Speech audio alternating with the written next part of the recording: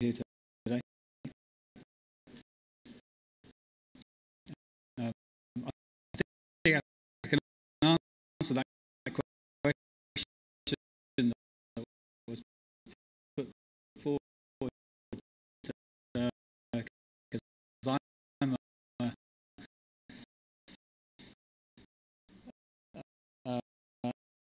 from a low, uh, very young low cost airline, and we purchased in my time 132 Airbus A320s,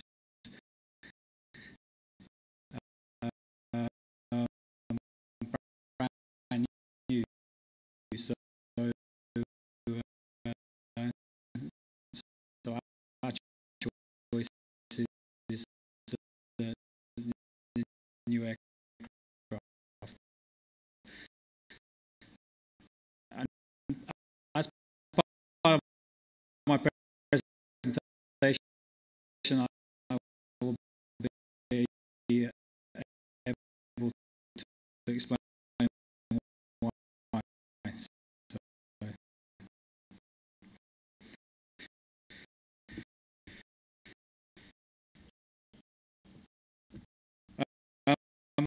I was asked to come today to talk about open skies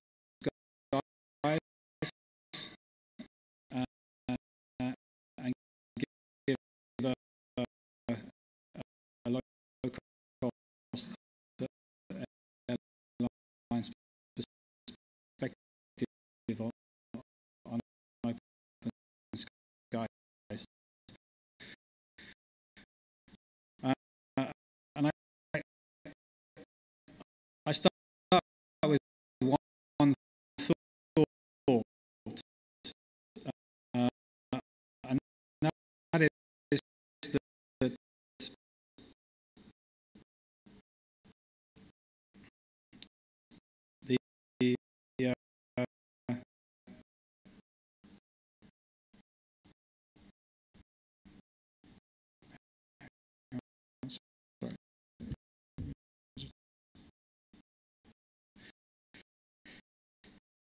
that is that Wizz Air business really wouldn't be here if it wasn't for open skies. So Wizz Air started flying back in 2004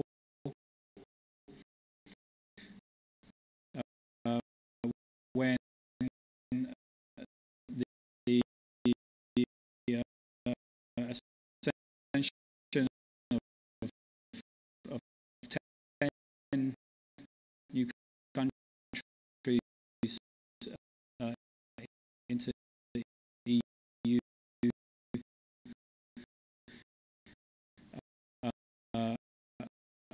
occurred, and really it was a case of being right place, right time.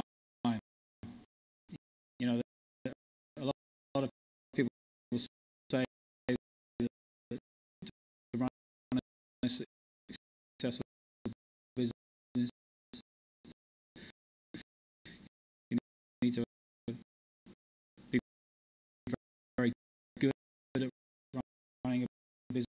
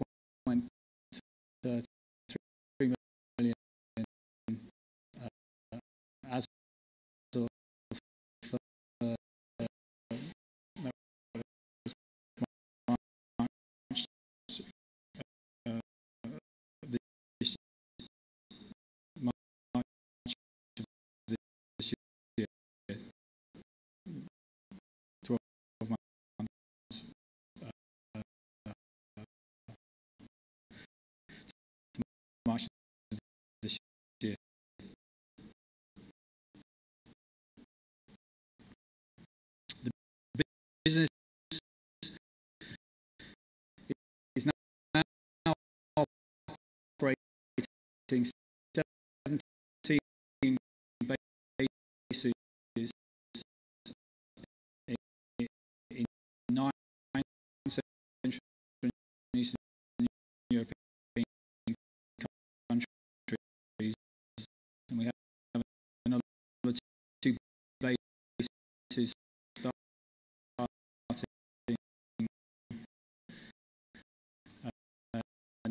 next year.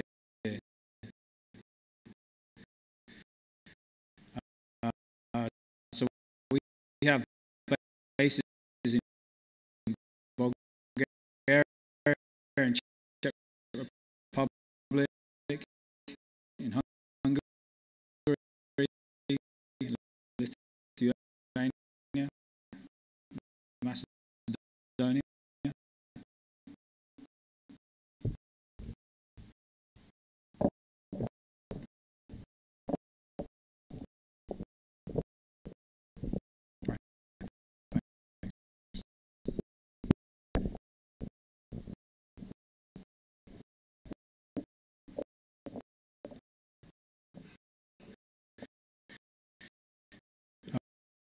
We have 5 bases in Poland, 5 bases in Romania,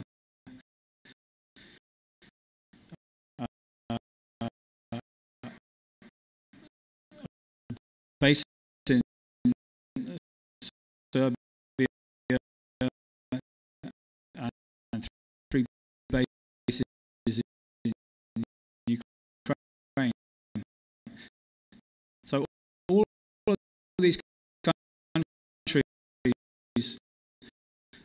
effectively went through open skies in some form or other over the last 9 years. And Wizz Air has been there to take benefits of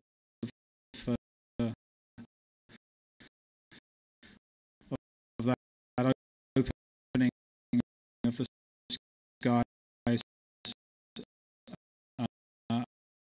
and also create benefits for the for the countries themselves, for the regions. And so we're now operating over 280 routes to 90 destinations across Europe in 35 countries. We're operating 45 Airbus A320 aircraft that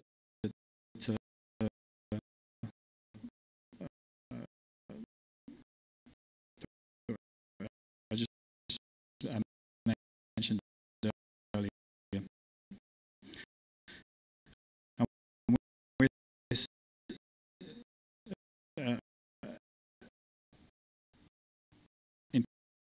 employing 1,700 staff across the network.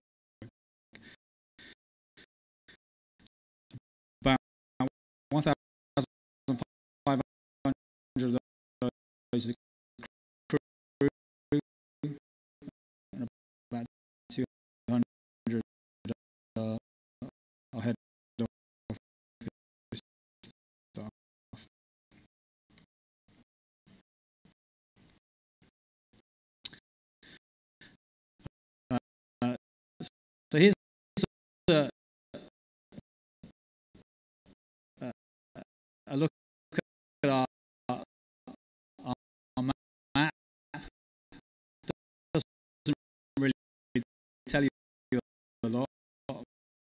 we just like to show it. We think it's, we think it's impressive. And you can see the television there is a new market for us, but already there are a number of points television. We were only actually started operating to this market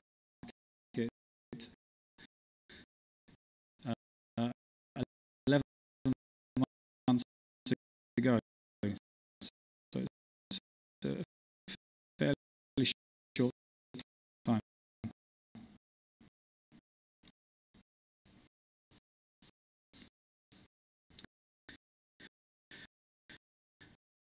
The business has been able to enjoy rapid growth every single year. Growth rates of around 30% in the early years. It's tailed off now to around 15%.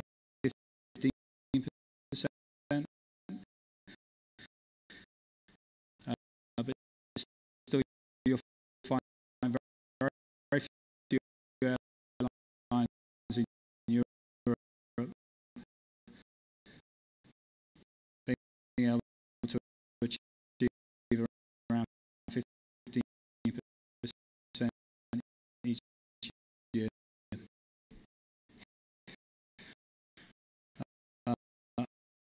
I'm really the driver of that, or the backbone of that growth is the aircraft order that we made some time ago with Airbus.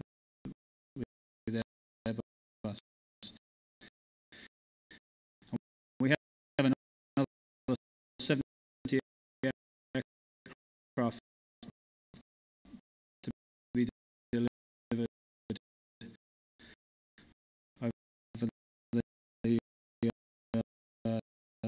the next 5 years. So this growth hopefully will continue.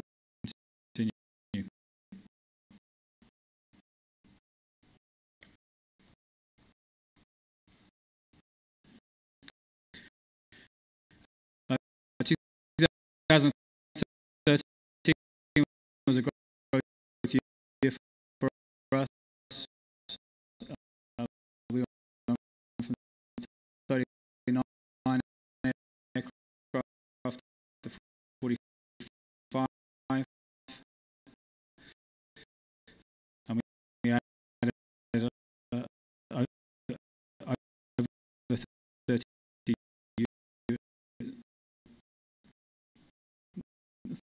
30 new routes and 200 staff.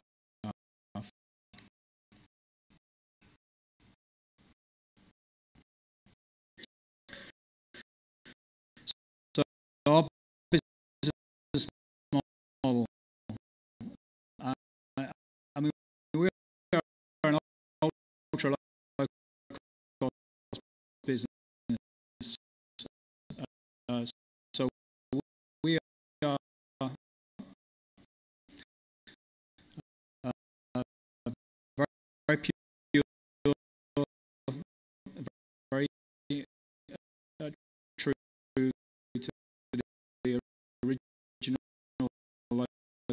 cross business model. In fact, I'm not sure you'll see too many businesses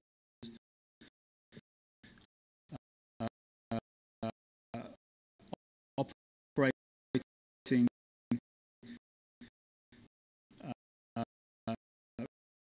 really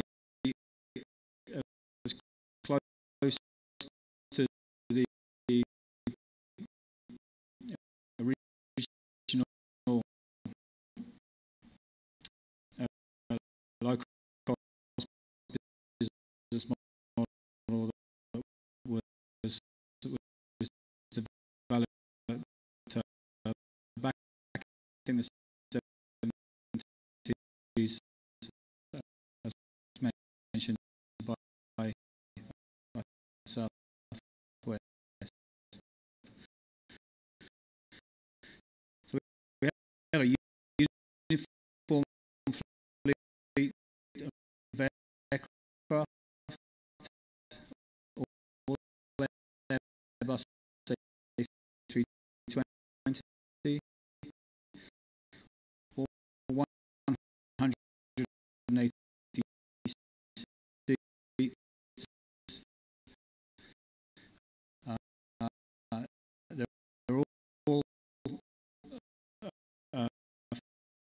fairly new. As I said, they're purchased from Airbus, and so that gives us an average age of under 4 years. It's one of the youngest fleets operating in Europe.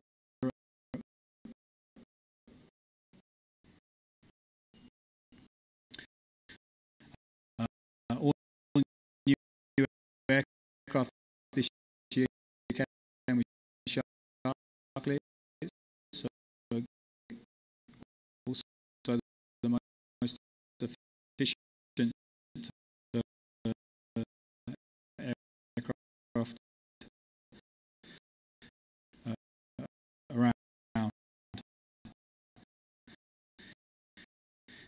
Now, the key to our business model is utilization.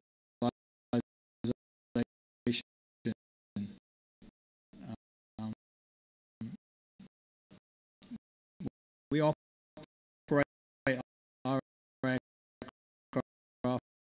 from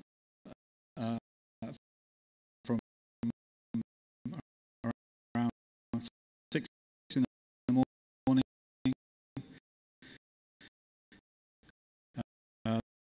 to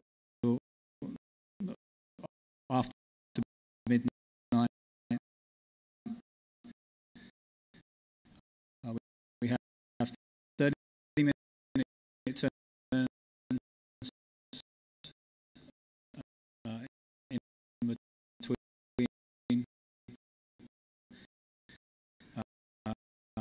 We have no point to point. Sorry, we have only point to point traffic, no connection.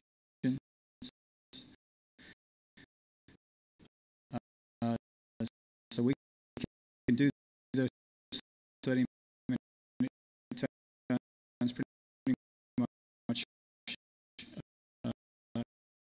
in all markets. And as a result,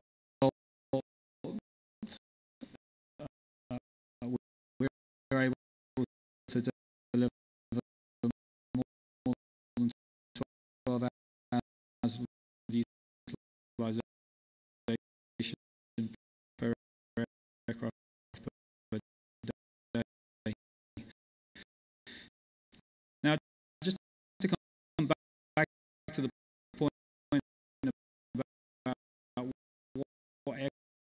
aircraft type we should be using, whether we should be using new or old. The reason we go for new aircraft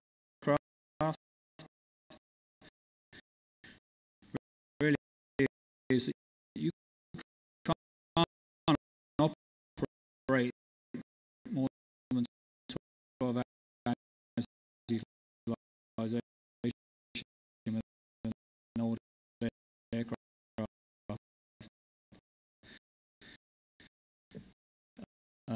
The new aircraft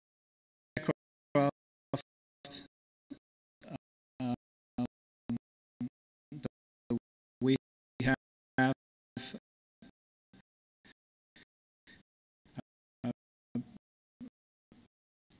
loves to fly.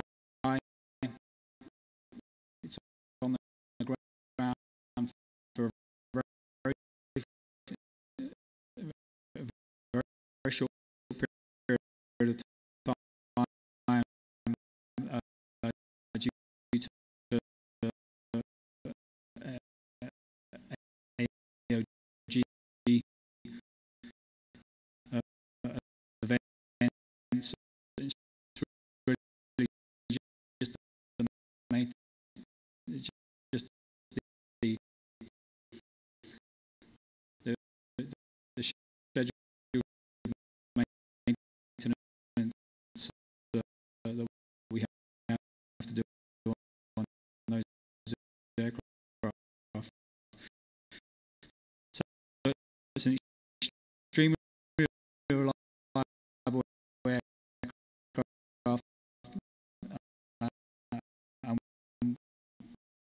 and we love it.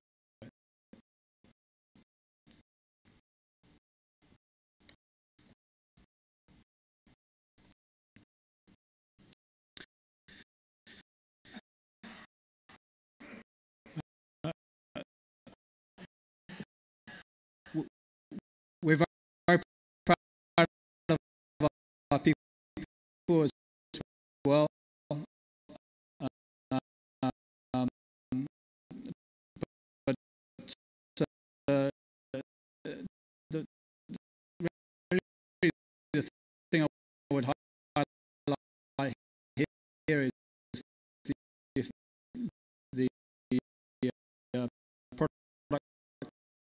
productivity we also get from our people.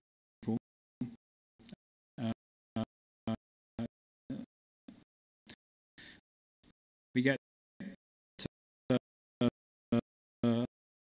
about 8,000 passengers flown per employee per year. Now, to put that in context, a full service carrier might get 2,000 to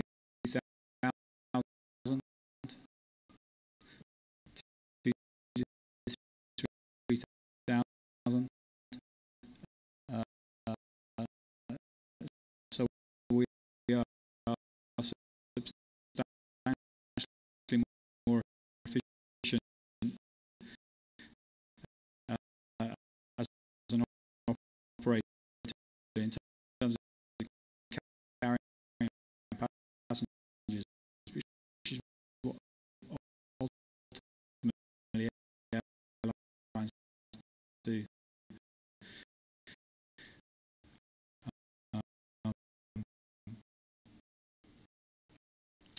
We have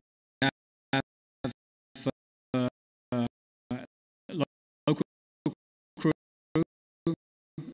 as much as we can. So in all of our Central and Eastern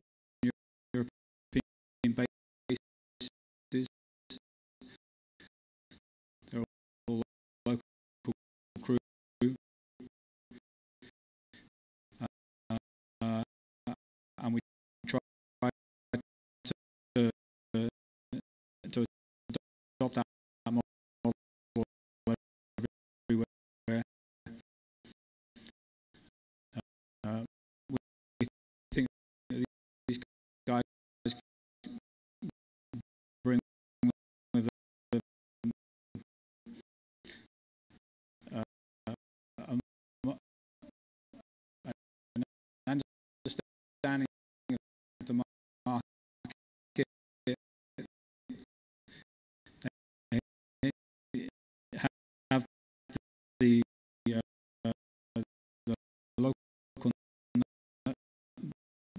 local language,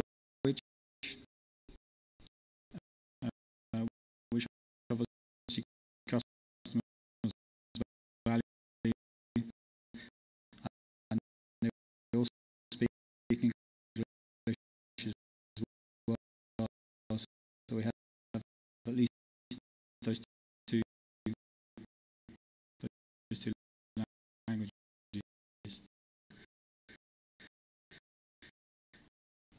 Um, and another statistic we're fairly proud of is that about 65% of our crew have an, an education at degree level. So highly educated.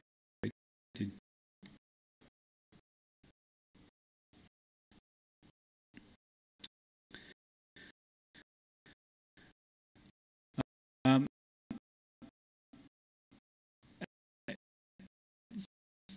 in terms of our network, we have a bias as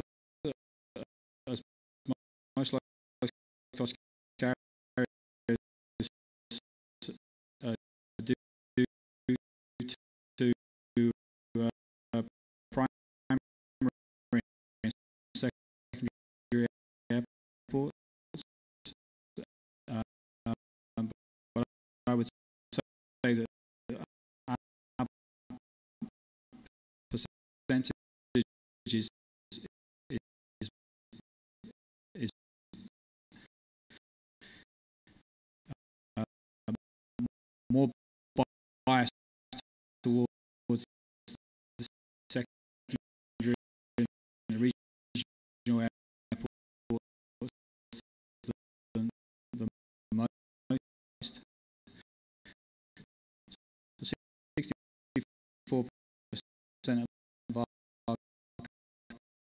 capacity is operating to and from either an airport outside the capital city or to a secondary airport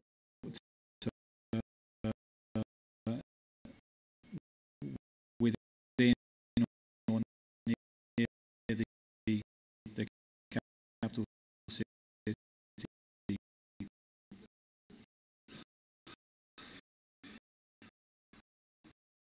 Uh, we're an outsourced business model, and uh, as a result, we don't have any maintenance staff uh, or any ground uh, operations staff in the business. These are all outsourced to third parties. Um, we've had a long relationship with Lufthansa since the beginning of the company, and that still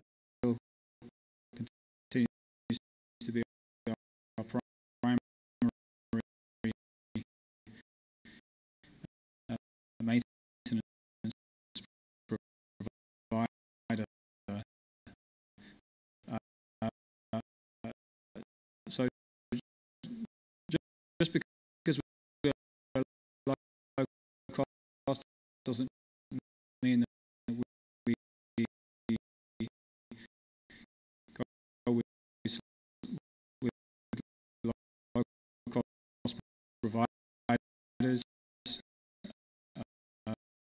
Lufthansa is a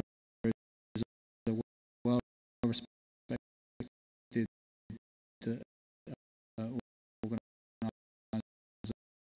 organisation. We like to try and pick the best in the industry.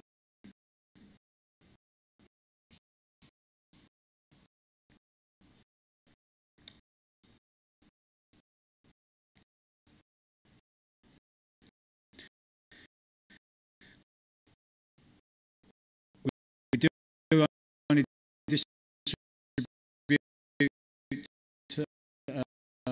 online on, with wizard.com. So we don't work with the travel agents in the traditional sense. However, travel agents do sell tickets for us, and they add a fee on top themselves. So they're not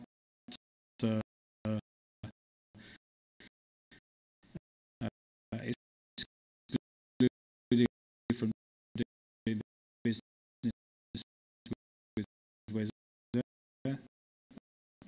We just don't pay the commissions that other airlines do. And I would say that we're travel trade friendly. We like group bookings.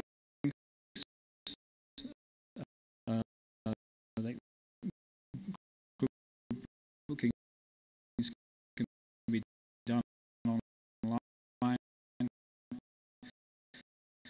automatically, or they just call in the call center.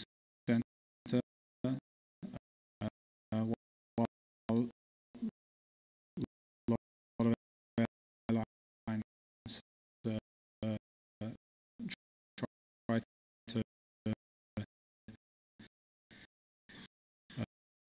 avoid these types of bookings, and we do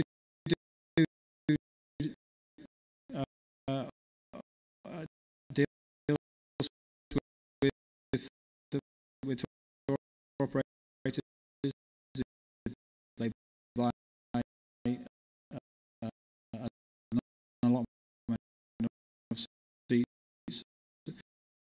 So we consider ourselves as travel trade friendly, but we don't pay the commissions that are standard in the industry.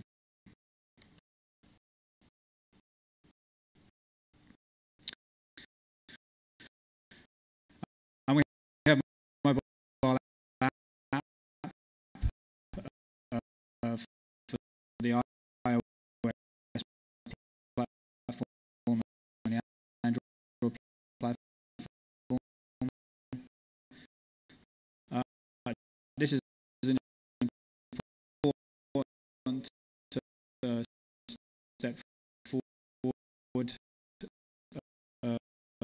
for airlines. I think if you're not moving with the times, there's a risk that your business will be left behind. Now, with the applications that we have, you can check in online. Sorry, check in using your mobile. You can change your ticket. You can check the flight status. You can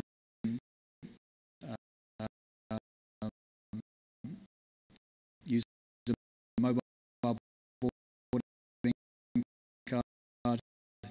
You can add services such as bags and other services.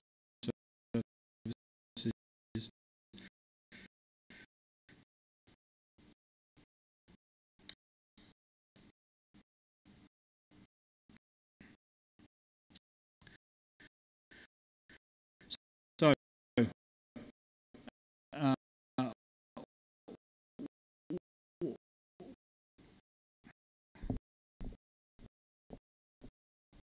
what does where bring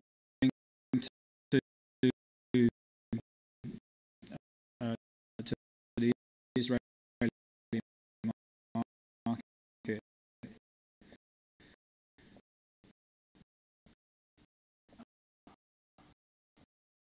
Well, I think first of all, Wizz Air is a growing business. As I indicated, we have 70 aircraft coming downstream. So we're going to put those aircraft somewhere. We tend to look out for markets which are either unserved or underserved.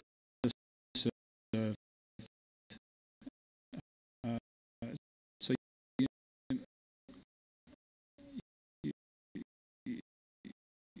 saw it in an earlier slide that 64% of our routes are operating to secondary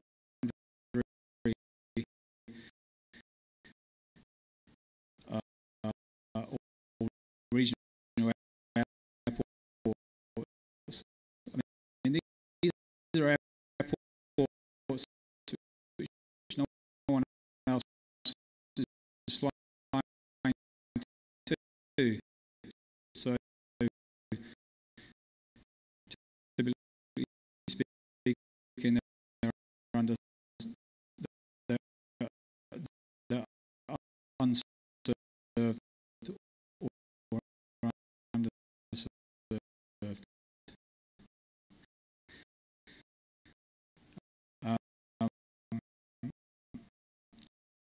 Wizz Air would contemplate basing into this market, and as a result of basing aircraft, we would employ again local crew.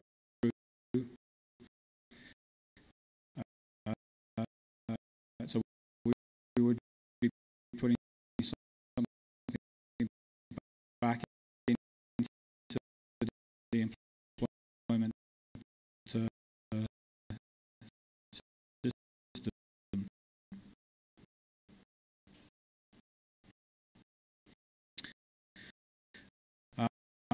We consider ourselves as a loyal, a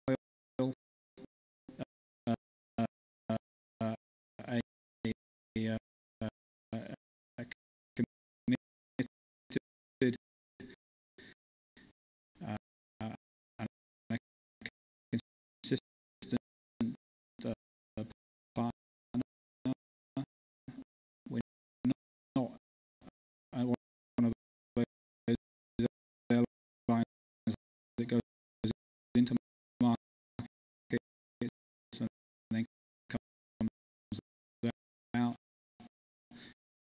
keeps threatening to come in and out. When we go into a market,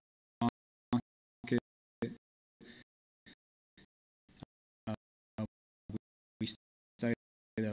We've never closed the base, and we rarely would close the route.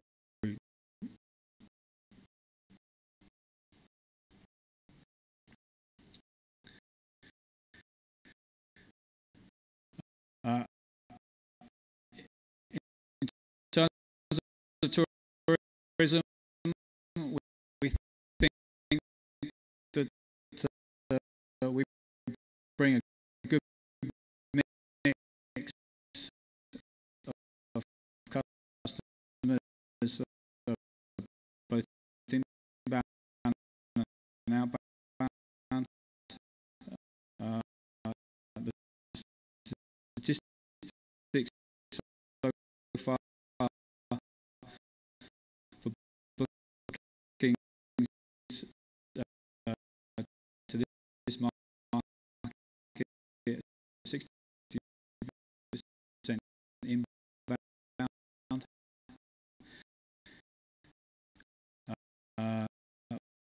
We've seen this in other markets as well. So this is not unusual for us, but it may come as a surprise to you that 60% of our bookings are originating from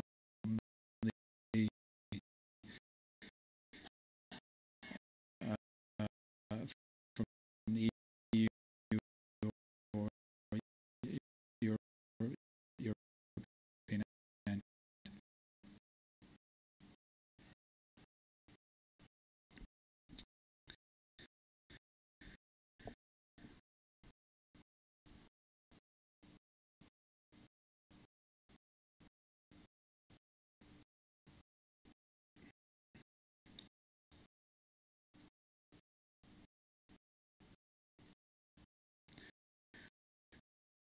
So deregulation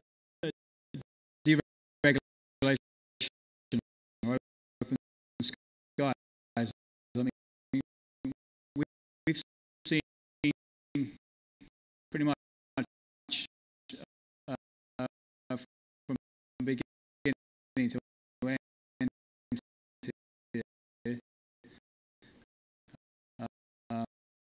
from 2004 when there were the 10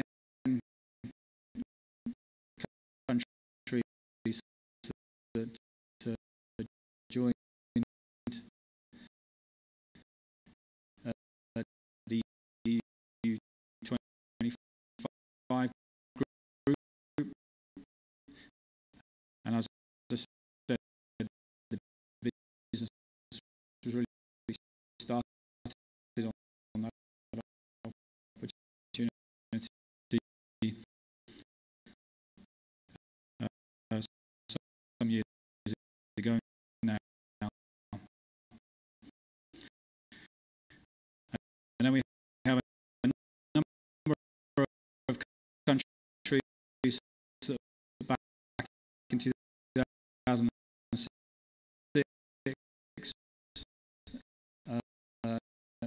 signed an ECA agreement, and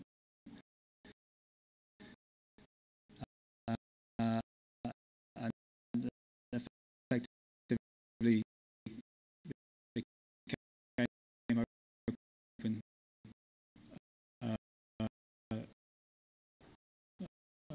became open skies.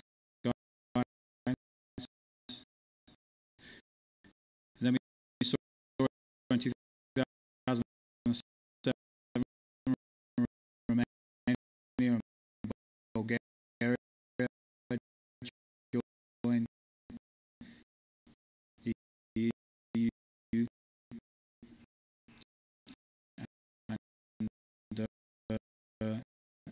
and then finally we have a number of countries, including Israel, which have got a form of liberalised airspace, and in each of these cases, Ukraine, Moldova, Georgia, Israel, we're now operating.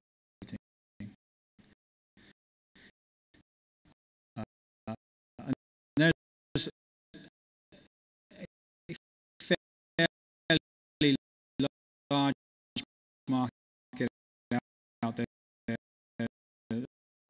still to be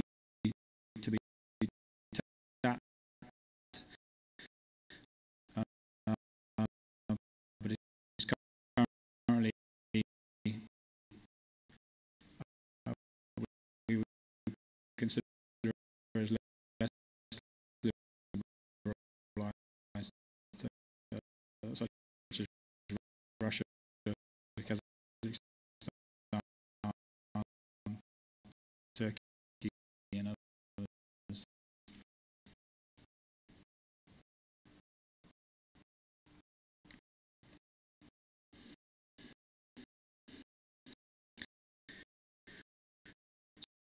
So, does open skies work, or for in our opinion, uh, it works. It works very well. I've used the example of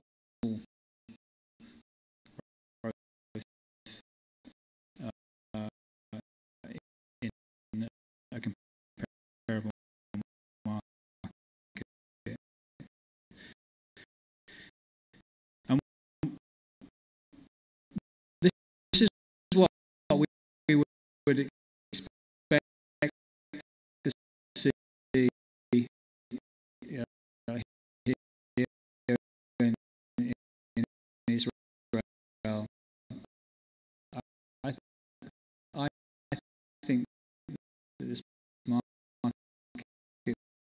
will see an acceleration of growth, and there's no reason why it can't see 10 to 12%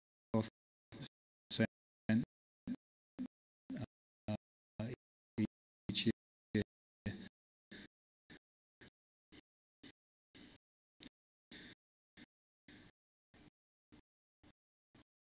Um, on the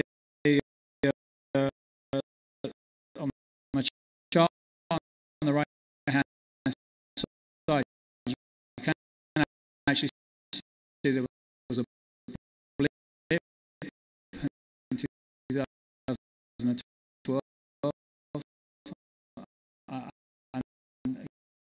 again, this is an important aspect of keeping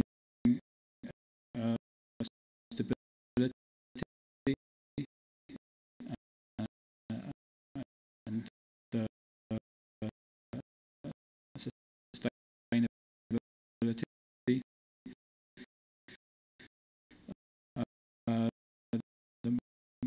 The Moroccan airport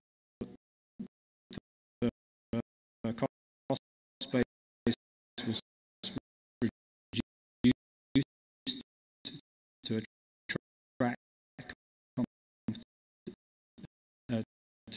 attract competition, attract new carriers, and they increased the charges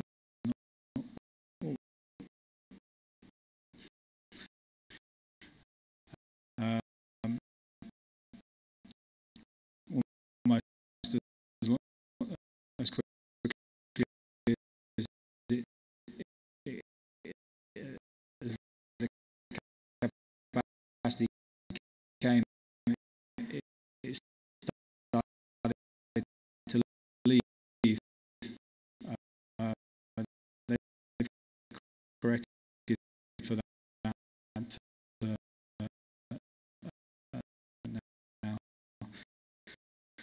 So there's a need to maintain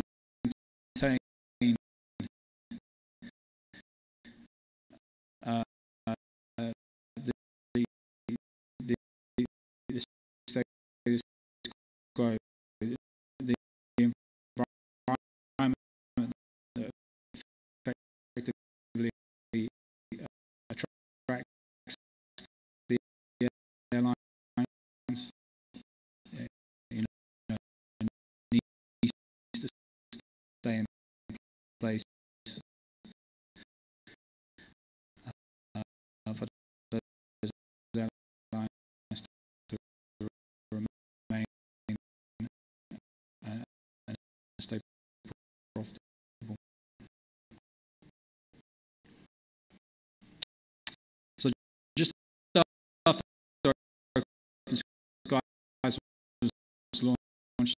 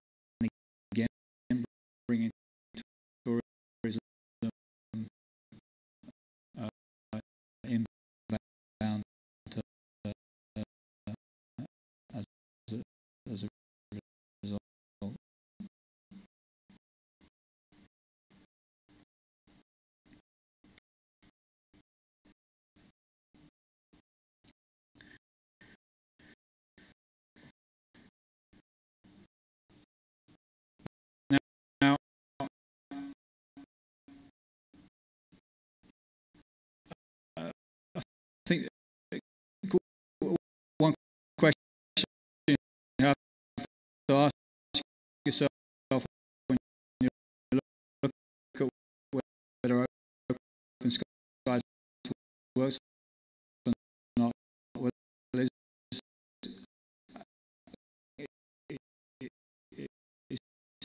having, it's not having open skies,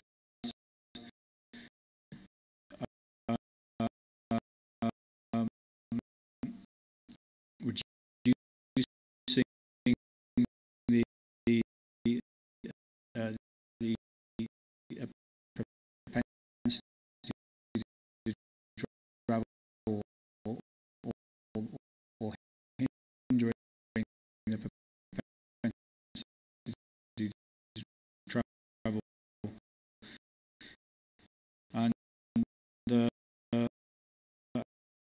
however way we look at it, whether we graph it this way or an XY graph, we see a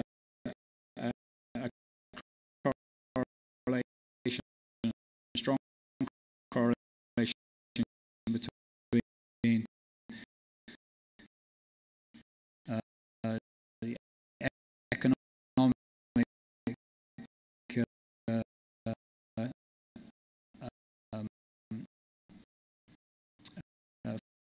factors of a of a country and the propensity to travel. Um, and I would would argue, based on the data I've seen, that Israel is underserved relative to its economic uh, prosperity.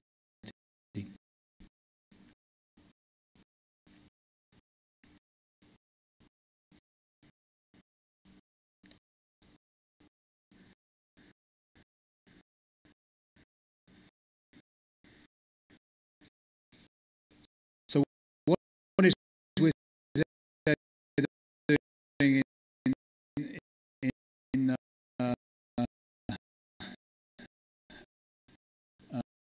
in Israel today, post uh, post open skies?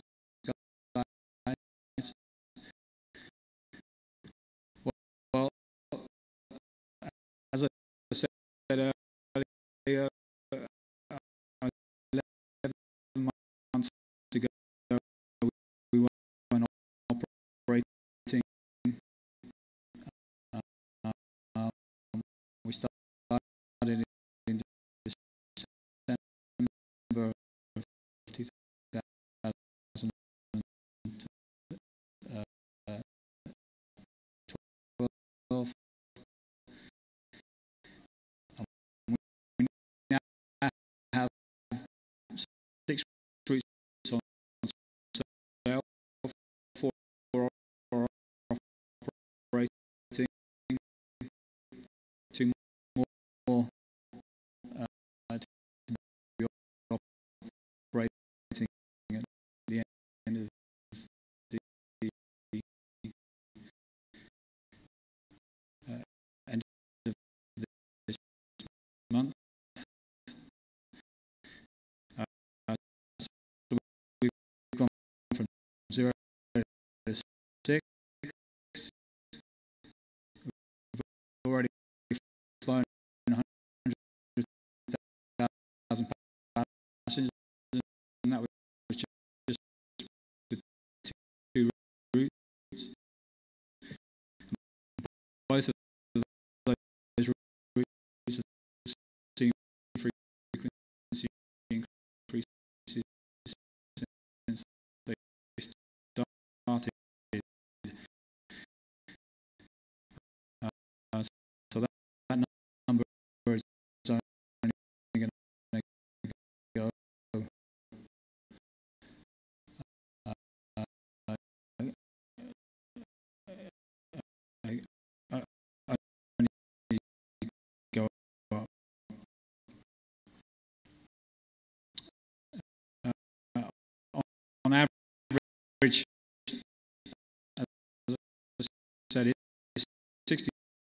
of our capacity, our traffic is buying from the origin point. So from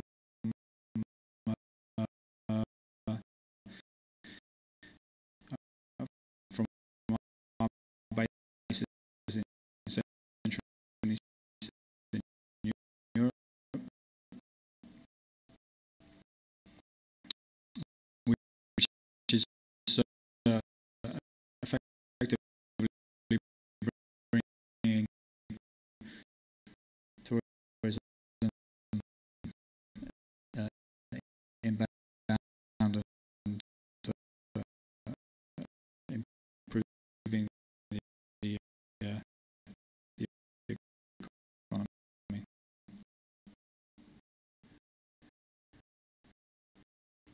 We have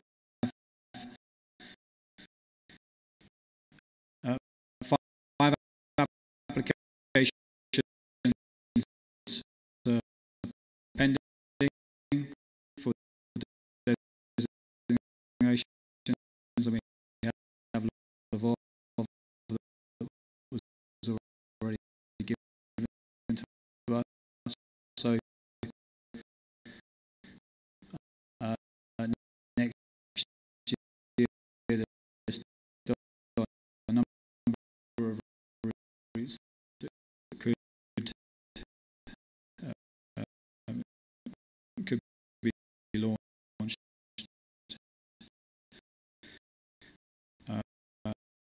taking us up to around 10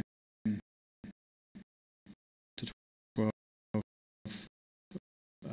routes next year.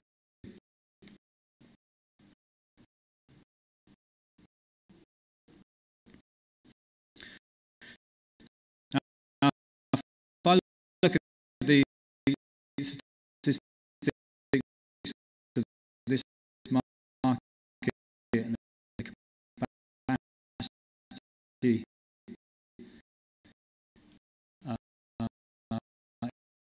in this market,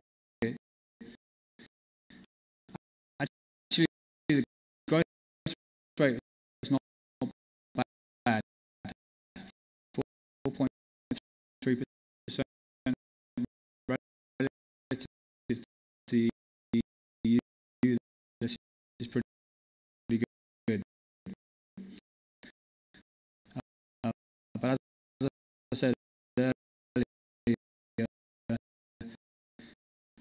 I think this will only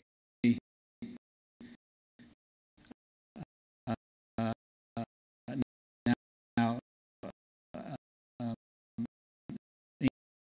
increase to around 10 to 12% level. And if I just look at the capacity that we're putting into the market, so if you see the summer seasons, summer 12, we weren't here, summer 13, we had nearly 100,000 seats in the market, and in summer 14 you can see that's already more than doubled.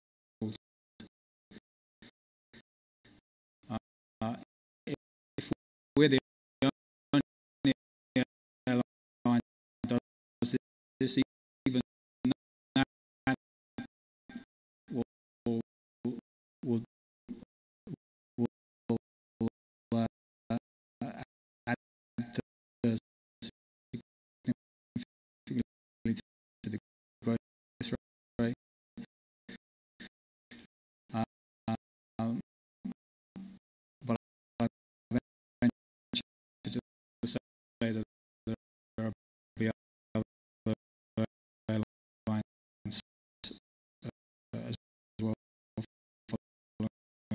suit.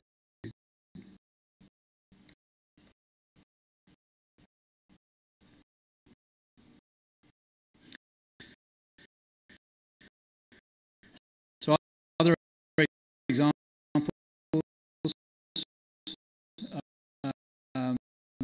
we saw Macedonia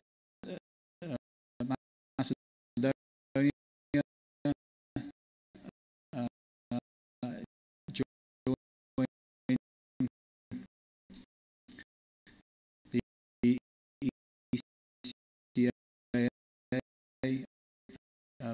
back in 2006.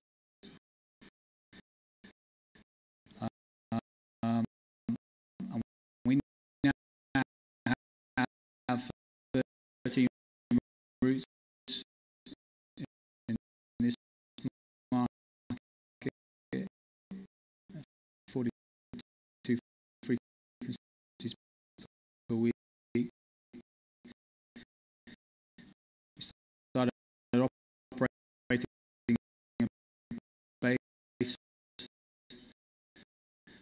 in October 2012, and we were adding a second aircraft next year. Now, why did I pick this market as an example? I picked this one for two reasons. One, this is a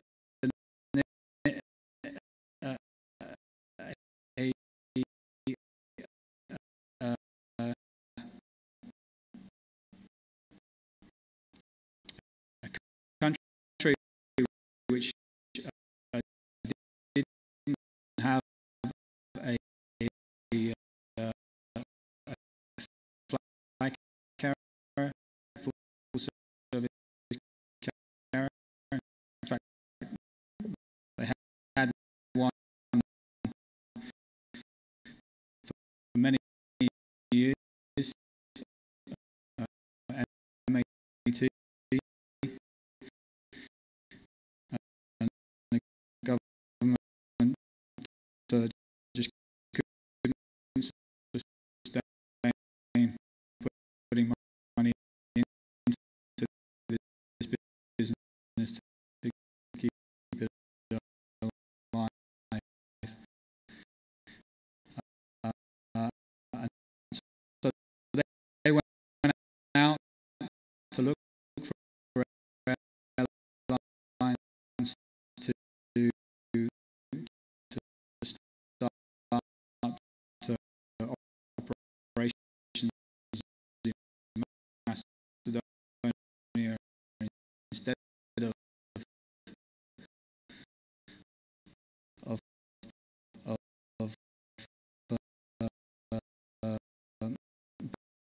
bailing out their own airline every year.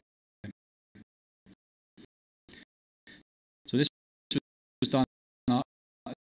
This was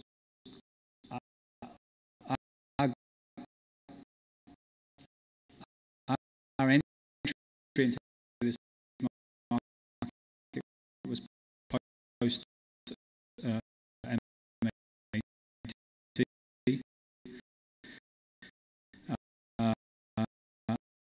And as you can see, we've been able to develop this market quite significantly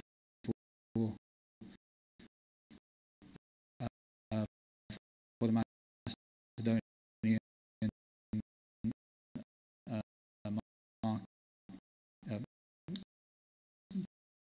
people and for the government.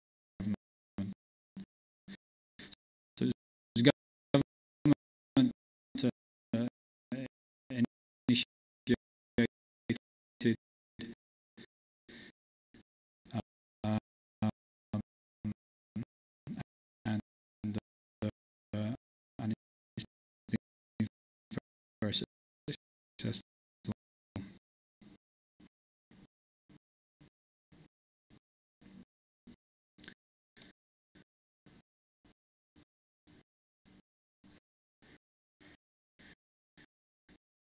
So if you look at the situation for Macedonia,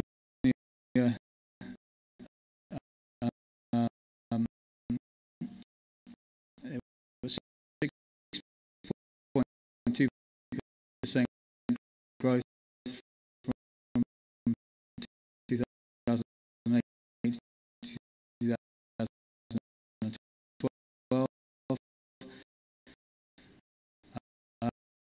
Initially, Open Skies didn't work until they attracted other carriers, and in 2010, 11, and 12, we saw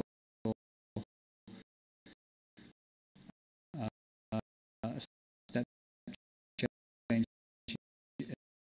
in growth in each year. But again, this was really before Wizz Air put capacity based in the country, and you can see the capacity deployment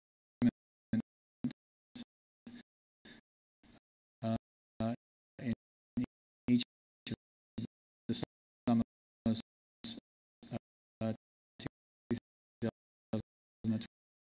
2012, 2013, this year, and then next year again, a near doubling in capacity. So you can only see it in 2013 the overall market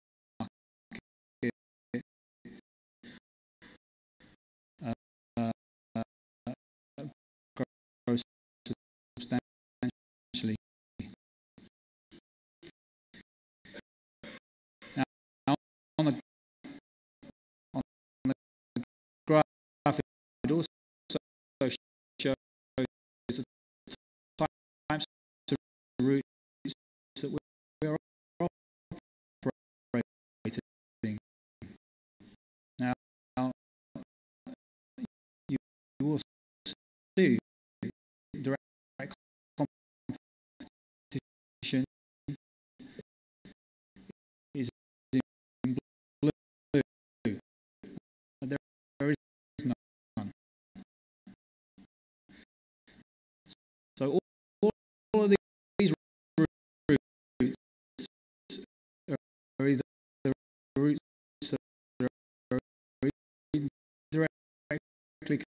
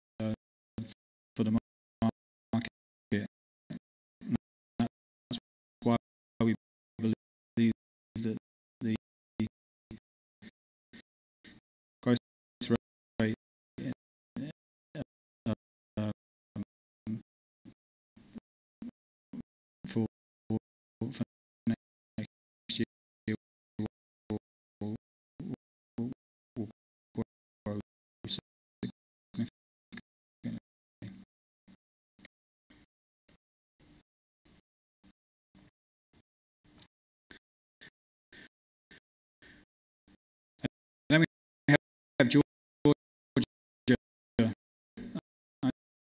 Georgia also entered the ECAA a little more recently, 2010.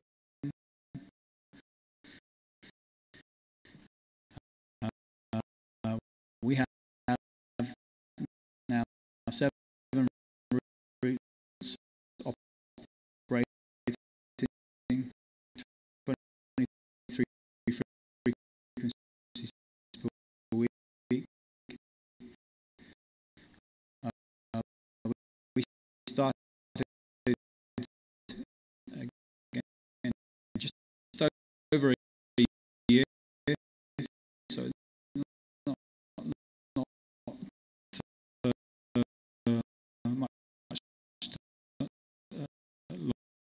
longer for Tel Aviv. We were actually the launch customer for an entirely new airport,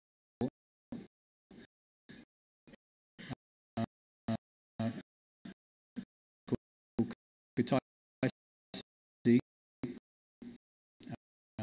which is about 3 hours away from Tbilisi, and about 2 hours away from Batumi. So this airport did not exist before Wizz Air started to operate.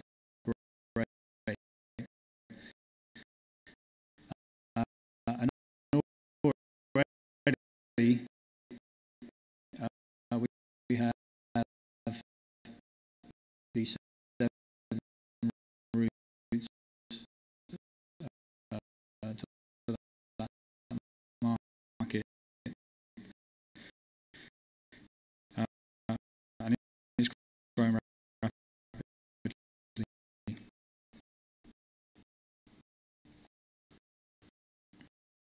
So very similar graph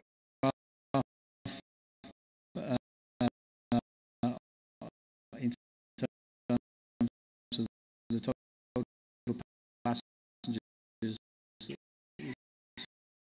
on Macedonian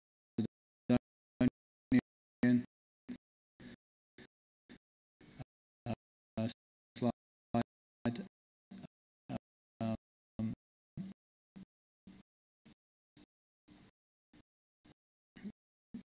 2008, 2009,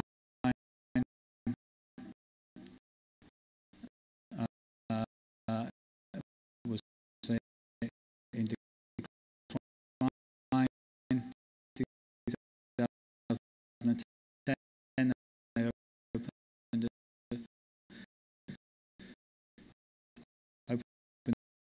the skies.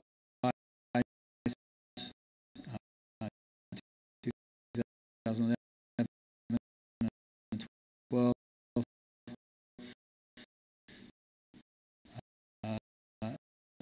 some growth, but you will see again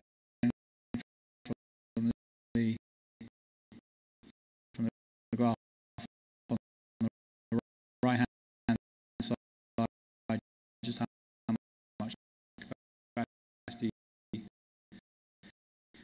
Wizz Air is putting in next year, and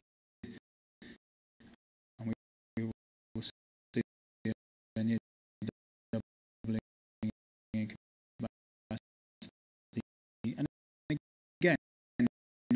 direct routes. No one else operates to this airport. So it's developing a region,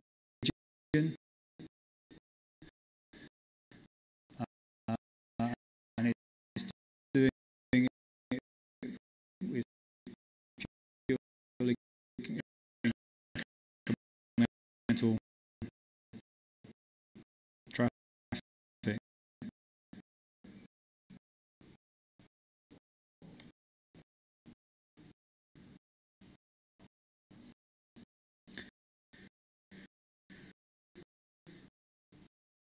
Obviously, there are other prerequisites to open skies. Um, Open skies alone isn't going to be enough. Um, Obviously, as a low-cost airline, we look for airports that can offer us low costs. But we think that low costs at airports is a win-win. If it's done right and the balance is right, then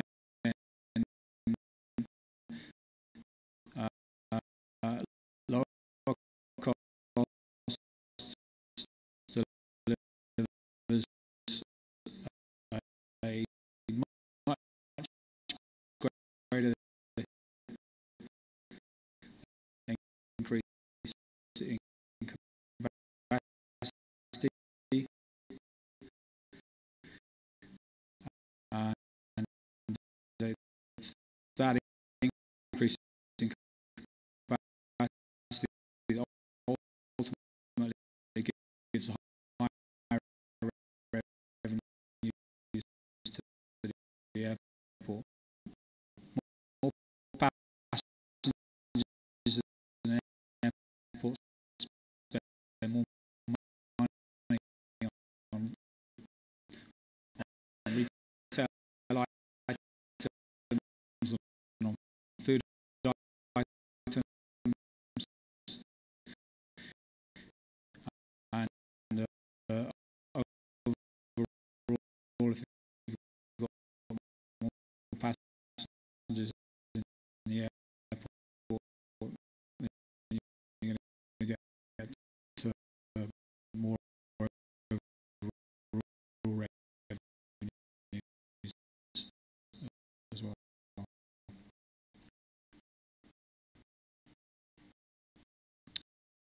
We've seen examples where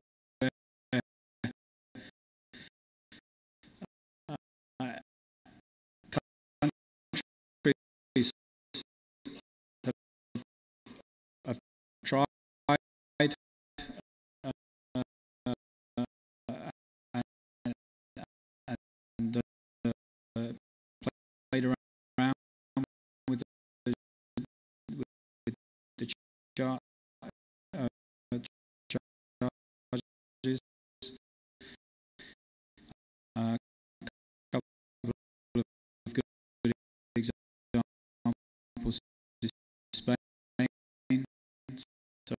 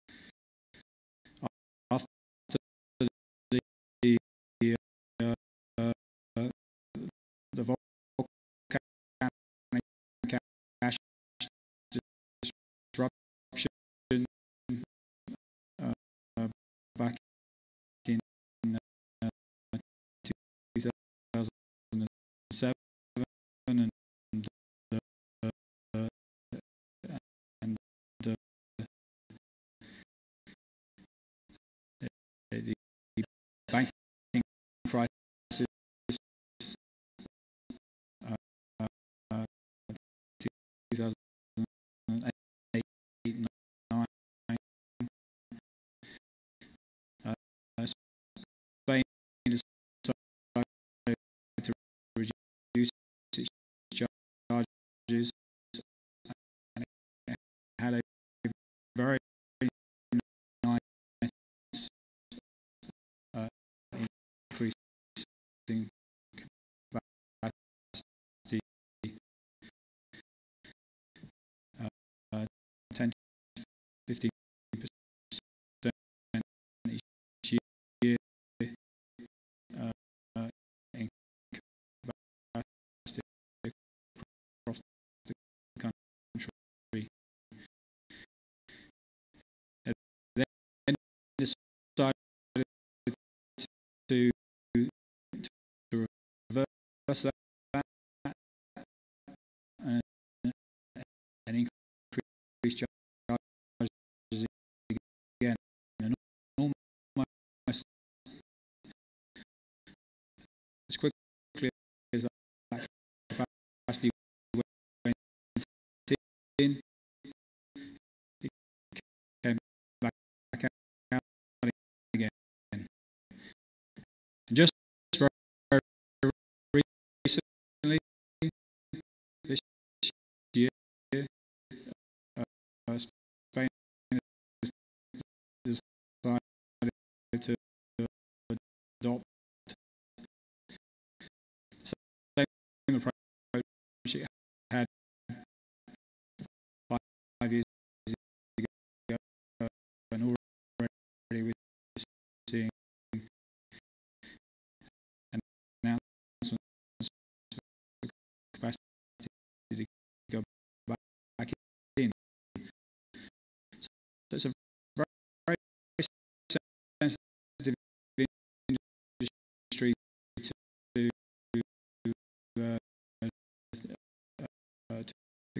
costs.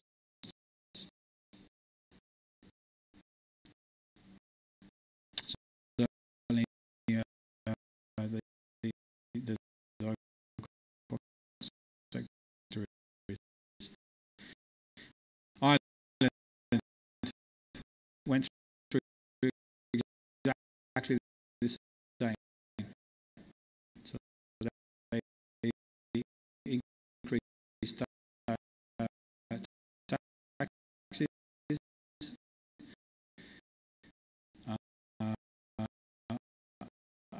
and they lost a very significant amount of capacity,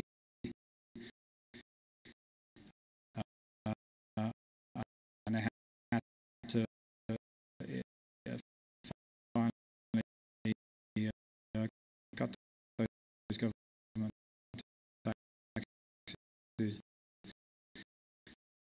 and now there are announcements going back in.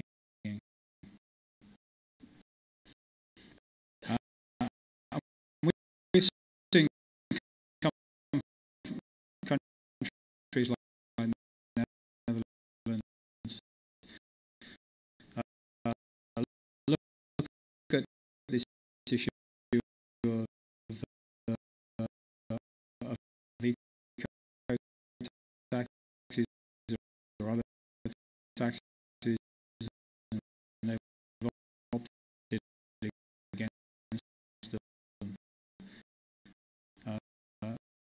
Looking at the evidence of countries like Spain and Ireland.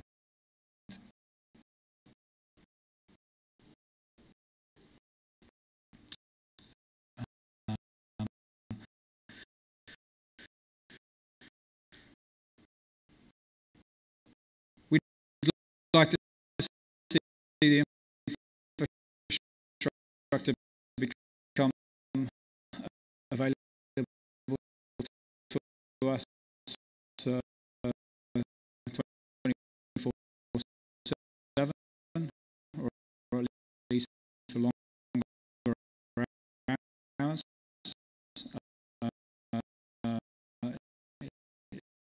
It's no secret we're operating to the T1 terminal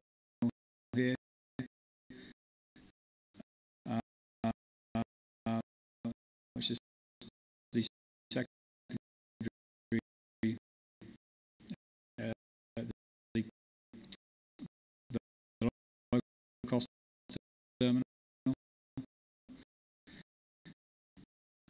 Um, we think that if that was opened up to 24/7, we could increase the capacity quite significantly. Um, there is opportunities for night flights, for example, to Budapest and other markets,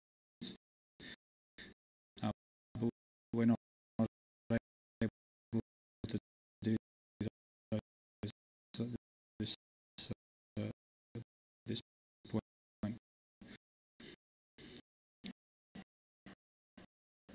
Also, the airport is not open on uh, Friday evenings and Saturday mornings. Uh, uh, and again, this is hindering our ability to maximize the capacity in this market.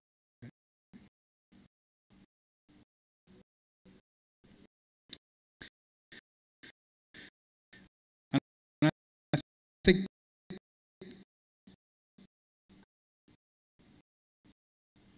it's important to have a, a, a good partner. And I think that there is a real willingness to have uh, um, uh, an airline like Wizz Air here in the market, and uh, you know, we we have we've done what we said we would do about a year ago. We put the uh, these additional 6 routes in, and we hope to take that up to around 10 routes as I said, next year.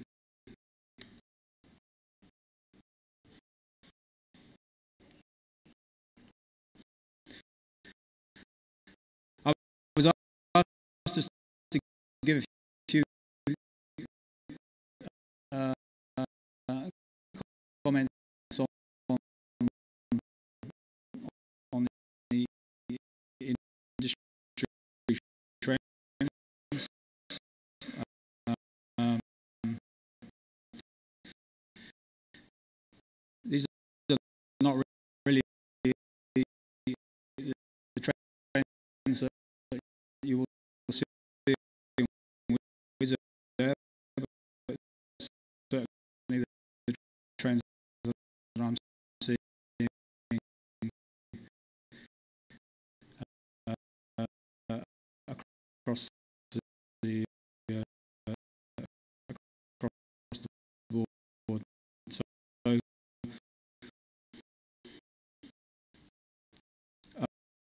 low cost carriers, I think there is definitely a move towards the full service carrier, and the line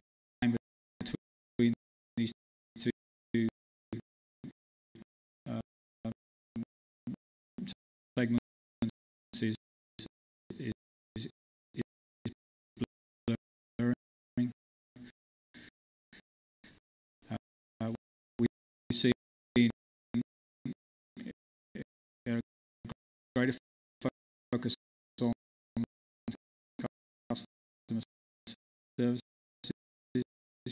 greater punctuality, better service, better focus on brand, uh, less barriers to to entry in the franchise.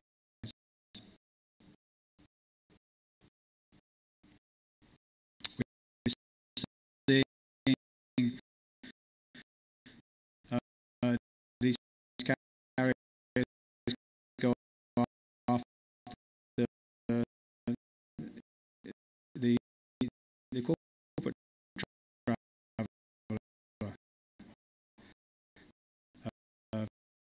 very aggressively. I mean, flexible tickets, GDS, distribution channels are now being added, even Wi-Fi, and in some cases a business class. Case of flight Dubai, they just added to the business class.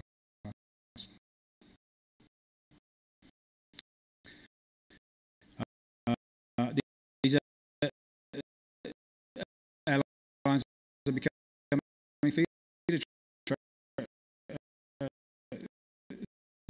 feeder airlines. In some cases, German wings.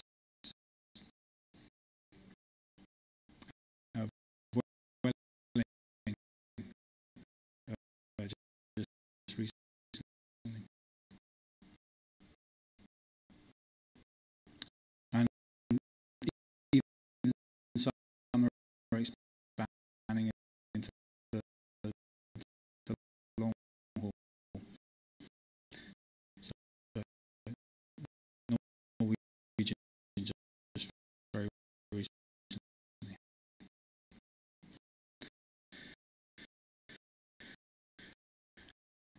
And one area which the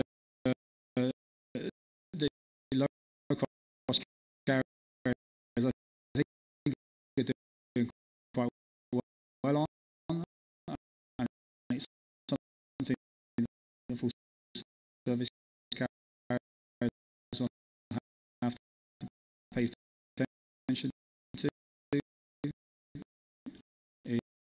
Is you know, use of technology.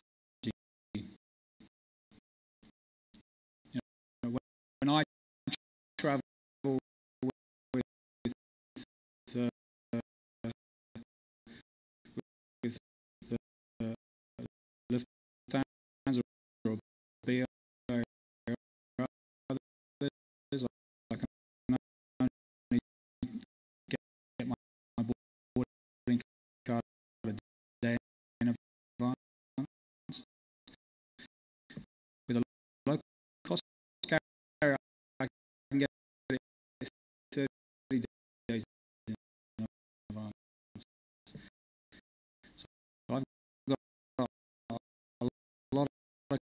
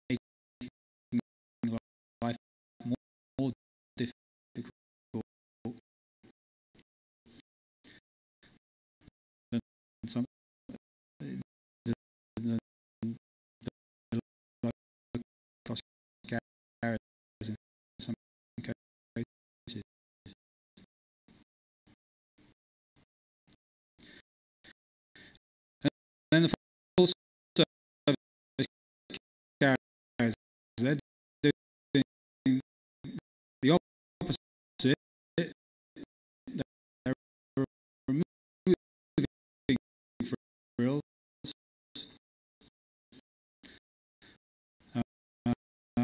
If you go on to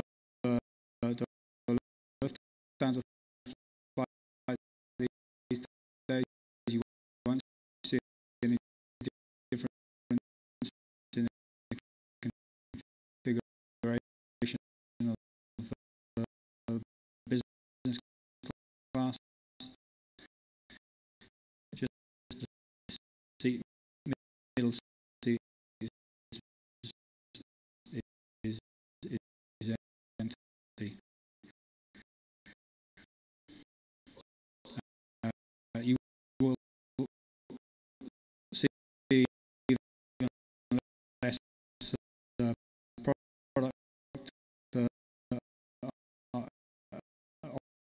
offering on board. You know, the food on board and other things have been vastly reduced, and you're seeing the introduction of charges that low cost carriers have been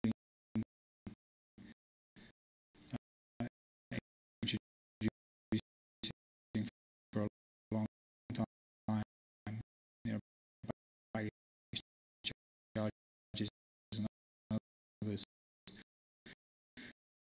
So we are beginning to see these two lines blurred, and the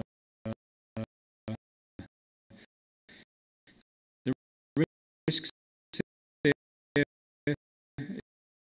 is that the low cost carriers move themselves up in terms of the cost level, and full service carriers lose a lack of differentiation and a lack of customer service,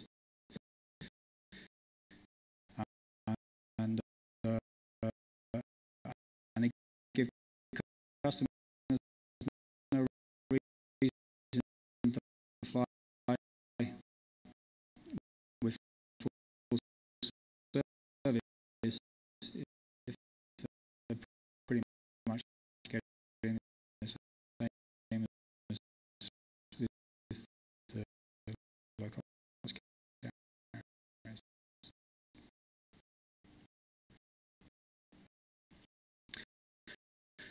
So that's the perspective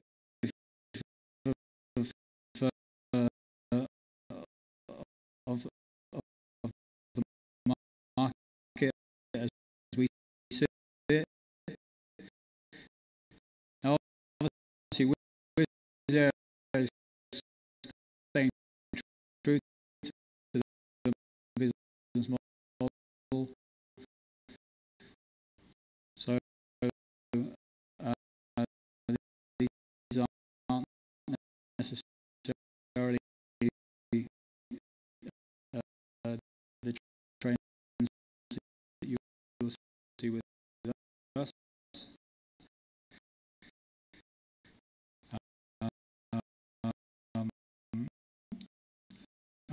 And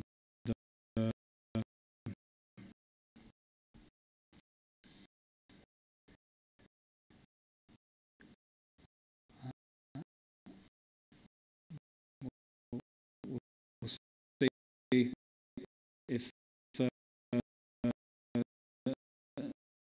this, this continues, or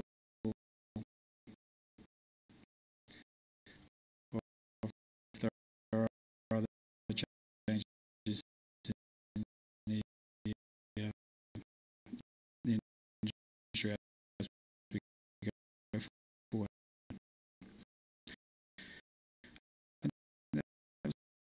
The last slide. So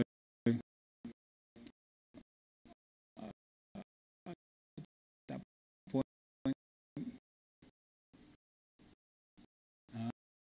happy to have any questions.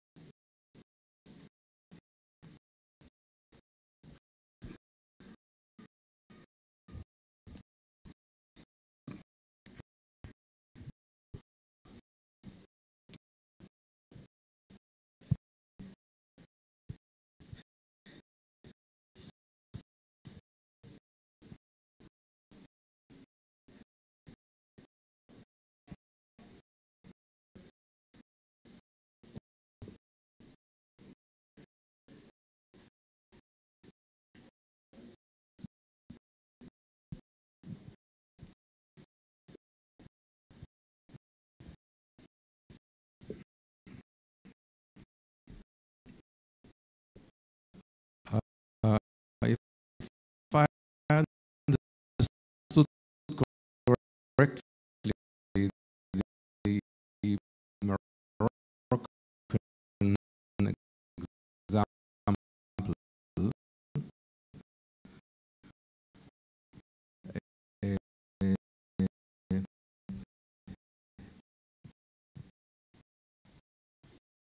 your growth was this something like about 12%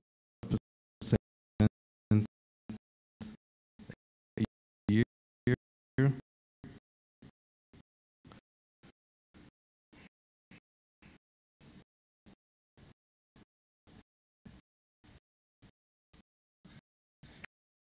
And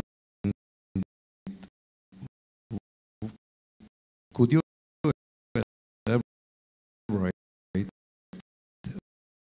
what happened with Royal Royal Maroc? The island that was there before.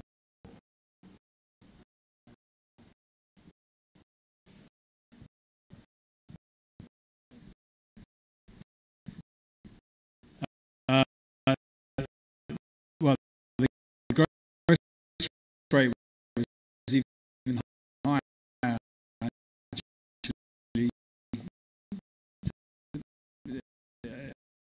initially, the growth rate of the, uh, of